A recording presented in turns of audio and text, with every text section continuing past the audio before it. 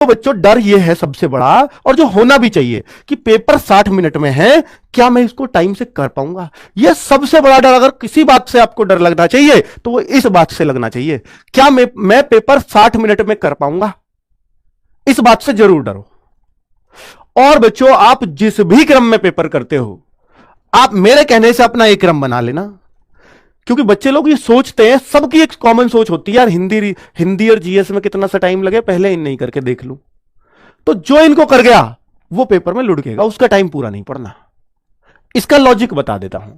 जो बच्चा ये सोचता है कि मैं हिंदी या जीएस को पूरा कर लेता हूं, तो जो चीज भी आप पहले करोगे उसको बहुत ध्यानपूर्वक पढ़ के करते हो। जीएस के 20 में से आपको 12-13 क्वेश्चन ही करने लायक आते हैं, और आप पूरे शुरू में करोगे ना, पूरे 20 के 20 पढ़ोगे उनको ढंग से। जो चीज आपकी 5 मिनट में 4 मिनट में होनी चाहिए थी, वो इसी कारण 8 मिनट में हुई या 9 मिनट में। इन्हें 4-5 मिनटों का पूरा असर यूं समझ लीजिए मैथ पे आएगा आपके पे, या रीजनिंग पे आएगा, तो जो बहुत ही गंदा असर डालने वाले हैं। ठीक है, तो आपसे मैं कहूंगा कि आप जो भी क्रम में पेपर करते हो, प्लीज उसको चेंज करके आप सबसे पहले रीजनिंग करो, दूसरे नंबर पर हिंदी करो, और तीसरे, बेटा देखिए, अगर रीजनिंग ने आपका तालमेल खराब भी किया, जैसे आपको लगेगा यार अभी तो मेरा 1 मिनट में एक ही क्वेश्चन हो रहा है, पर यह हो रहा रीजनिंग का है, यह बड़ी बात है। रीजनिंग का हो रहा है, टाइम टेकिंग है, कोई बात नहीं, रिलैक्स रहिए।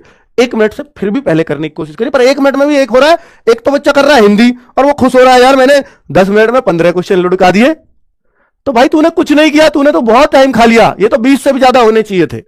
पर वो खुश हो रहा है कि मैंने तो बहुत अच्छा चल रहा हूं। नहीं, अच्छे नहीं चल रहे हो, आप बेकार चल रहे हो। लेकिन आप रीजनिंग के 15 मिनट में 15 क्वेश्चन भी कर पा रहे हो, बढ़िया है, कोई दिक्कत नहीं है, कोई समस्या नहीं है। ठीक है, इस तरह से अपने टाइम को मैनेज करना। तो बच्चों अगर आपका कुल मिलाकर के ये भी हो जाता है कि सर मेरा ना रीजनिंग में थोड़ा सा ज्यादा टाइम लग गया, मैं तो 15वें पर ही, मेरे 17 मिनट खत्म हो गए, तो 1-2 मिनट का जो बैलेंस है, जो बिगड़ा है आपका, वो हिंदी में पूरा कर लोगे, उसको जीएस में पूरा कर लोगे जल्दी से पढ़ करके। लेकिन अगर हिंदी जीएस पहले ही कर लिए तो आप अपना बैलेंस नहीं बना पाओगे पेपर में। ये पहले कर लिए, अब मान लो इनमें ज्यादा टाइम दे दिया, रीजनिंग को कम बच रहा, मैथ से बैलेंस बन रहा, मैथ तो और अपना टाइम और दूसरे का भी खा जाएगा। मैथ तो ऐसी चीज है। तो इसलिए मैं आपसे कह रहा हूं कि सबसे पहले रीजनिंग करना, बैलेंस खराब होगा तो बना देगी। कौन बना देगी? हिंदी बना देगी, जीएस बना देगी। ये क्या कर रहे हैं। और बेटा एक लास्ट में जो बात है वो मैथ्स की कर रहा हूं, एक बात ये ध्यान दे लेना। इन्हें बताइए क्या है ये, तो मैथ्स का बच्चों जो लास्ट में जो मैथ्स होगा उससे फायदा ये होगा आप लोगों को, मैथ्स से फायदा ये होगा आप लोगों को बच्चों लास्ट में करने का, कि लास्ट में बचता है आपके पास बड़ा लिमिटेड टाइम। अब बहुत सारे बच्चों को यह दिमाग में रहता है, सर लास्ट में मैथ्स में तो हाथ पांव फूल जाएंगे, हाथ पैर फूल जाते हैं, वहां तो घबराहट चरम पे होती है और ज्यादा, तो उस टाइम पे मैथ्स का सवाल जो आ रहा है वो भी गायब हो जाएगा हमसे। ये एक सोच होती है। पर आप यकीन मानना, ये सोच आपको फायदा करती है, नुकसान नहीं। सर फायदा कैसे, बता देता हूं। मैं ये मूंड मारता मारता आपसे थक गया हूं कि मैथ्स के उन क्वेश्चनों को, या रीजनिंग में भी ये करना, जो क्वेश्चन एक बार में समझ में ना आए उसको गोला कर देना, और जो एक बार में समझ में आ जाए बस उसी को करना। चाहे गोले आपको रीजनिंग में भी 5-7 करने पड़ जाए, कोई दिक्कत नहीं है। चाहे मैथ में आपको और 8-7 क्वेश्चन पे करने पड़ जाए, कोई दिक्कत नहीं है। पर आप यूं समझ लेना, आपको टारगेट ये लेके चलना है, पूरा पेपर मुझे 50-52 मिनट में करना है। 7-8 मिनट उन रिव्यू वाले क्वेश्चन को देना है जिनको मैं छोड़ के गया हूं। बच्चों ज्यादा छोड़ना चाहे कितने ही, कोई दिक्कत नहीं। 7 से ज्यादा गोले नहीं होंगे आपके रीजनिंग में, 8 से ज्यादा कभी मैथ्स में नहीं होंगे, और 8-7-15, इन 15 क्वेश्चनों के लिए अगर आपने 8 मिनट भी बच रहे हैं, ध्यान देना मेरी बात पर, 15 क्वेश्चन के लिए 8 मिनट भी बच रहे हैं, और आप इनमें से 8 भी कर गए, और निश्चित तौर पर कर जाओगे कि उस टाइम पर प्रेशर नहीं है पेपर पूरा पढ़ाई की नहीं, क्योंकि लास्ट में प्रेशर खत्म है बच्चों।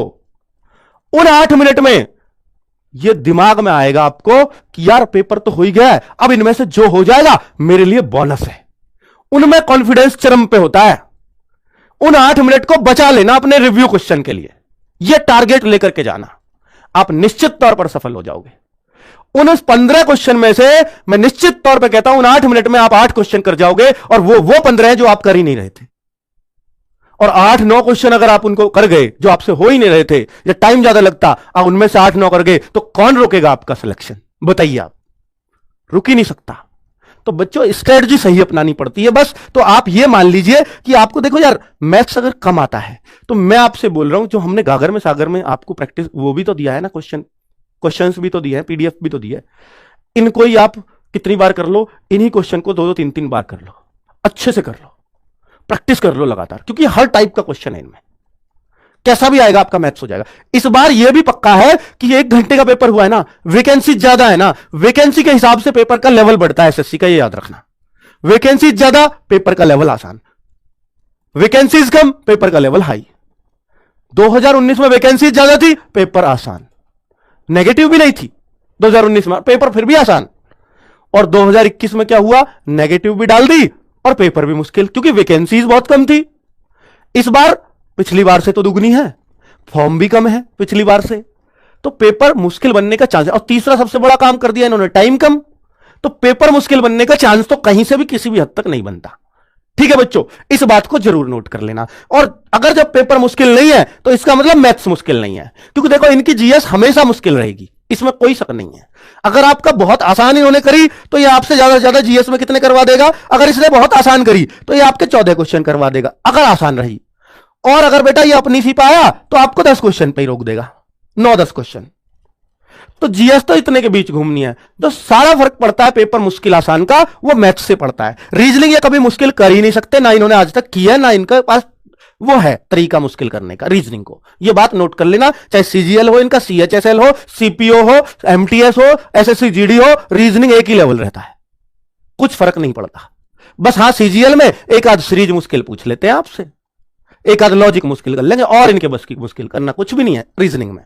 ठीक है, बस अंकित भाटी की इस वीडियो उन तक मत पहुंचा देना, कभी वो दिल पे ले जा और फिर रीजनिंग ही मुश्किल कर दे। बाकी आज तक हुआ नहीं है ऐसा।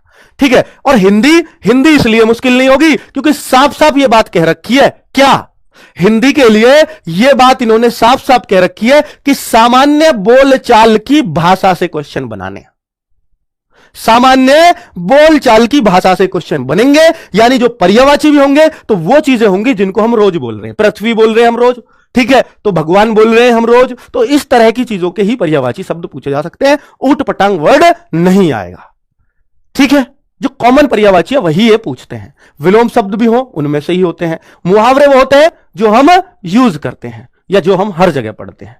तो कभी भी एसएससी जीडी में कोई भी ऐसी चीज ऊटपटांग नहीं आती जिसको ये कहीं से भी उठा के पूछ लें। तो इसलिए हिंदी में आपको घबराना नहीं है बिल्कुल भी। जीएस में मैंने बता दिया बहुत ज्यादा फर्क नहीं पड़ता, आसान पूछी तो 14 करवा देंगे, मुश्किल पूछी तो आपको 9-10 पे रोक देंगे बस।